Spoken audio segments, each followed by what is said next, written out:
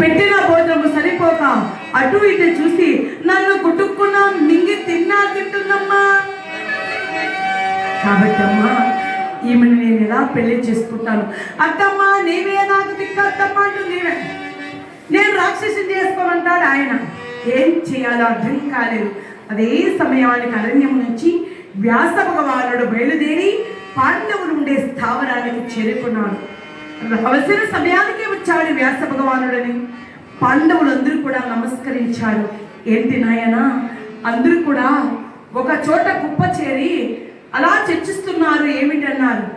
చెప్పడానికి ఏముంది, ఈమె రాక్షసకాంత భీమసేనుని ఇష్టపడింది. భీమసేనుడేమో రాక్షసకాంతని వివాహం చేసుకోవడానికి నిరాకరిస్తున్నాడు. అప్పుడు వ్యాస భగవానుడు దివ్య దృష్టితో చూస్తాడు. ఎవరండి? ఆమె కారణ జన్మురాలు. పూర్వ జన్మలో ఆమె ఒక గంధర్వ కాంత, కమలపాలిక అనేటువంటి నామధేయము కలిగినటువంటి గంధర్వ జాతికి సంబంధించినటువంటి గంధర్వ కన్యక ఆ కమలపాలిక. అయితే బాగా యవ్వనంలో ఉందట ఈ కమలపాలిక. పెద్దవాళ్ళు అంటారు కదా, 4 కుప్పులు ఒక్క చోట చేరకూడదు అంటారు. 4 స్నేహితురాలతో కలిసి ఈ కమలపాలిక ఆడుతూ పాడుతూ ఆనందంగా కేరింతలు కొడుతూ తిరుగుతూ ఉన్నదట. అరణ్యంలో మహర్షులు ఉంటారు, తపస్సులు చేసుకుంటూ ఉంటారు. ఎప్పుడైతే స్నేహితురాలతో ఈమె ఆడుతూ పాడుతూ ఉన్నదో, ఈమె ఆటల చేత, పాటల చేత, నవ్వుల చేత, కేరింతల చేత అక్కడ ఉండేటువంటి మహర్షులకు ధ్యానభంగమైంది. స్నేహితులు అటు ఇటు వెళ్ళిపోయారు. ఒక మహర్షి దగ్గర ఈమె ఉన్నది. మహర్షి కళ్ళు తెరిచాడు. కమలపాలిక, గంధర్వ జన్మలో ఉండేటువంటి నీకు విశిక్షణ జ్ఞానాన్ని విడిచిపెట్టి ఒక రాక్షసిలాగా, పిచాచిలాగా నీవు ప్రవర్తన చేస్తున్నావు. కాబట్టి ఓ కమలపాలిక, అటువంటి నీవు మానవ జన్మని విడిచి గంధర్వ జన్మని విడిచిపెట్టి గంధర్వ జన్మను నీవు విడిచిపెట్టి రాక్షసివై నీవు జీవించదువుగాక. ఇదే నా శాపం, ఇదే నా శాపము శపించేశాడు. అమాంతం పాదాల మీద పడిపోయింది. మౌనీశ్వర, తెలుసు చేశానో తెలియకుండా చేశానో, తప్పే చేసి ఉండవచ్చు కాదు, కానీ కావలసి నేను చేయలేదు. ఏదో సరదాగా నా స్నేహితురాలతో కలిసి వెలిసి ఆడుతూ పాడుతూ తిరుగుతూ ఉంటే మా ఆటపాటల చేత మీకు ధ్యానభంగమే కలిగి ఉండవచ్చు కాక, అటువంటి మమ్మలను గంధర్వ జన్మను విడిచిపెట్టి రాక్షసకాంతమై జన్మించుదుగా కానీ శపించావే.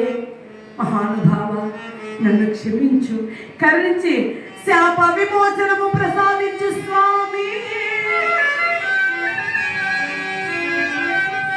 శాప విమోచనాన్ని కలిగచేయండి స్వామి అంటూ అమాంతం పాదాల మీద వాడిపోయింది ఆ కమలపాలిక. అంత మహర్షుల వారయ్యో, కమలపాలిక, నీలాంటి గొప్ప బిడ్డను నేను శపించి చాలా పొరపాటు చేశాను. అయితే నా శాపం అమోఘం, అనుభవించక తప్పదు. నీ పైన కరుణ, దయ, జాలి కలిగింది కాబట్టి శాప విమోచనాన్ని చెబుతాను. అది ఏమిటంటే, గంధర్వ జన్మలో పుట్టినటువంటి నీవు రాక్షసకాంతగా జన్మిస్తావు. నా శాపం అనుభవించాలి కాబట్టి. కానీ రాక్షసకాంతగా నీవు జన్మించినప్పుడు మానవ కాంతకు, శ్రీమూర్తులకు ఉండవలసినటువంటి, సహజంగా ఉండవలసినటువంటి 2 వచ్చోజముల కంటే కూడా ఒకటి అధికంగా నీ వచ్చే స్థలంలో 3 వచ్చోజములు పుట్టుకొని వస్తాయి. అయితే ఆ 3 వచ్చోజాలతో వికృత రూపములో నీవు వెలుగుతూ ఉంటావు. ఎవరినైతే నీవు చూస్తావో, ఎవరినైతే పురుషుని చూసినప్పుడు నీ 3 వచ్చోజాలలో ఉండేటువంటి ఒక వచ్చోజము మాయమవుతుందో అతనే నీకు భర్త కావలసి కూడా ఉంది. కనుక అంతటితో నీకు శాప విమోచనం అవుతుంది అని ఆనాడు మహర్షుల వారు శపించాడు. తిరిగి శాప విమోచనాన్ని కూడా చెప్పాడు. కాబట్టి ఎవరండి? కమలపాలిక అనేటువంటి ఒక గంధర్వ కాంత, కారణ జన్మురాలు, రాక్షస కాంత కాదు. లక్షణంగా, నిస్సంకోచంగా ఈమెను వివాహం చేసుకోవచ్చు అన్నాడు వ్యాస భగవానుడు. భీముడికి సగం ఇష్టం ఉంది, సగం ఇష్టం లేదు. ఏం చేయాలో తప్పడు. తాత వచ్చేసాడు వ్యాసుడు, అమ్మ చేసుకుంటుంది, అన్న ధర్మరాజు చేసుకుంటున్నాడు. ఏం చేయాలో అర్థం కాదు. స్వామి స్వామి ఒకసారి ఇలా రండి సార్. మీరు యూట్యూబర్ గారా? మీరు ఒక్క నిమిషం రండి స్వామి.